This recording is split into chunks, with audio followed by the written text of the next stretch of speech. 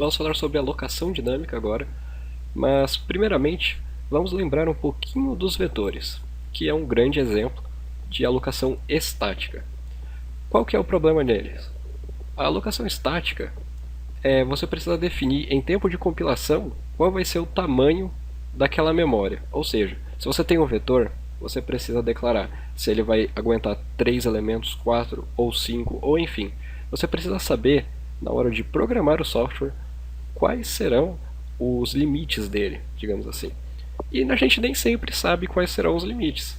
Por exemplo, se a gente quiser fazer um software para uma loja de cadastro de clientes, você não sabe quantos clientes necessariamente o usuário vai digitar ali naquela hora.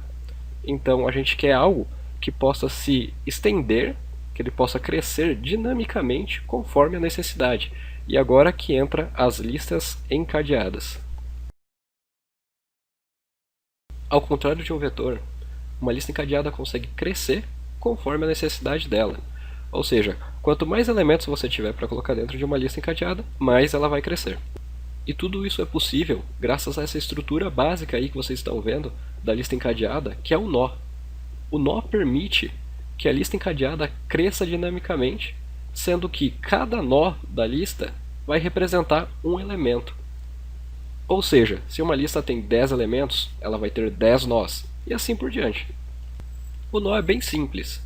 Ele possui uma variável que guarda o valor do elemento que a gente está querendo guardar na nossa lista, e um ponteiro para apontar qual é o próximo nó que está na frente dele. Ou seja, esse ponteiro permite que os nós se conectem. Então todo nó na lista sabe qual é o nó que está na frente dele por causa desse ponteiro aí que a gente está chamando de próximo nesse contexto. Mas aí que está, como exatamente ele faz isso? É bem simples. Todo nó ele tem um endereço de memória. Esse endereço de memória é definido pelo sistema operacional, no caso o seu Windows, o seu Linux, ou enfim. Afinal, todos esses nós estão também na memória RAM, e todo recurso na memória RAM tem o seu endereço. O que esse ponteiro próximo faz, basicamente, é lembrar onde está localizado o próximo nó que está na frente dele, ou seja, o endereço de memória do próximo nó que vem na lista. E claro, toda lista encadeada tem o seu final. E o seu final é sinalizado pelo último nó da lista, que possui o próximo, o ponteiro próximo, apontando para null.